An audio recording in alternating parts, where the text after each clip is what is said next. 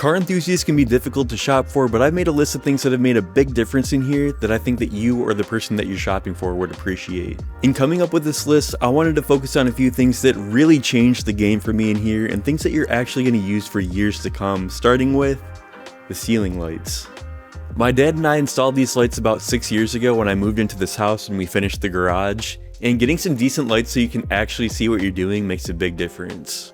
For example, this is how it looks with just the garage door light on, and this is how it looks with the LEDs on. I got these on Amazon and they came in a pack of 6 8-foot strips. You can butt them up to each other or you can arrange them in different patterns using the supplied connectors. I installed them in a rectangle shape and it lights the garage evenly in this arrangement. Anytime I post pictures of my cars in here on Instagram, people always ask about the lights. When my dad and I finished the garage, we put an outlet on the ceiling that's wired to one of the light switches by the door. Best of all, these are a budget-friendly option.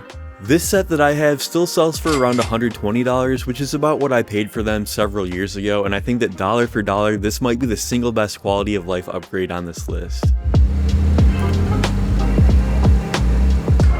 If you own a lowered car, then you know the struggle of trying to get your car up onto jack stands. Now, I have a low profile jack, but it actually doesn't fit under either of my cars, with the FRS being too low.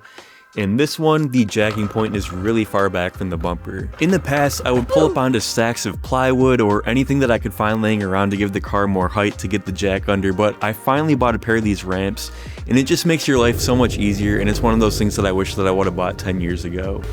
The FRS only has about 3.5 inches of ground clearance in the front, but at 3 inches tall, the ramps give me just enough height to get my jack underneath. On the 340i, the front jacking point is pretty far back, it's like directly between the front wheels, and with the car pulled up on the ramps, I can put the entire jack under the car and reach it easily. By the way, let me know in the comments if you want a video on how to safely lift these cars onto jack stands.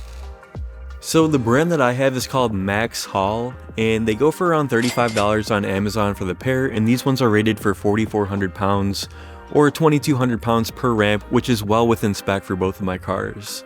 So if you have a lowered vehicle, these are a must-have. Unless you like pulling up on the plywood and having it slide all over the place, then keep doing it that way. Being that I live in Michigan and have a detached garage, doing projects out here in the winter wouldn't be possible without a heater. Well, they would be possible, I would just freeze my ass off.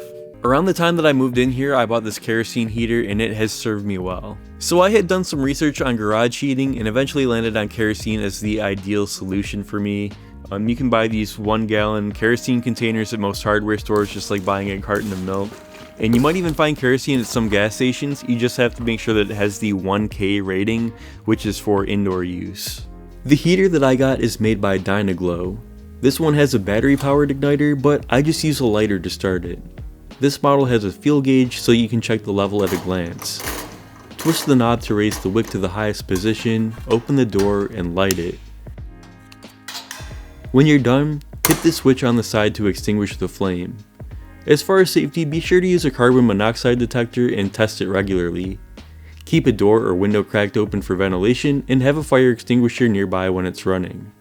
This heater does an excellent job of warming up the garage. Now what I'll typically do is run it on high for about a half hour for the initial warm up, and then I'll set it to low just to maintain the temperature while I'm working. If you only need to heat your garage a couple times a week and you want something with minimal setup and relatively low running costs, this is the one. This Milwaukee electric ratchet is probably the most used tool in my whole toolbox.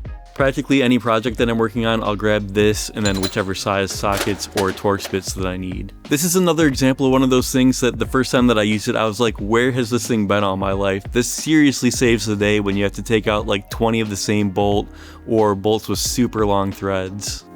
Something like this would make a great gift either for yourself or someone you know who works on cars. There are a few different versions, but the one that I have is the M12 Fuel with a 3/8 inch drive.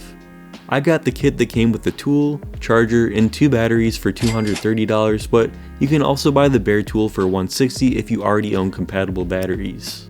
This is a solid buy it for life item that's going to get a ton of use in your garage, and even though it's a bit of an investment up front, I think it's worth every penny. And last but not least is The Shop-Vac. Admittedly, maybe not the most exciting gift that you could give someone, but I seriously use this thing all the time. I vacuum out all my cars at least once a week, and I use this thing around my house too.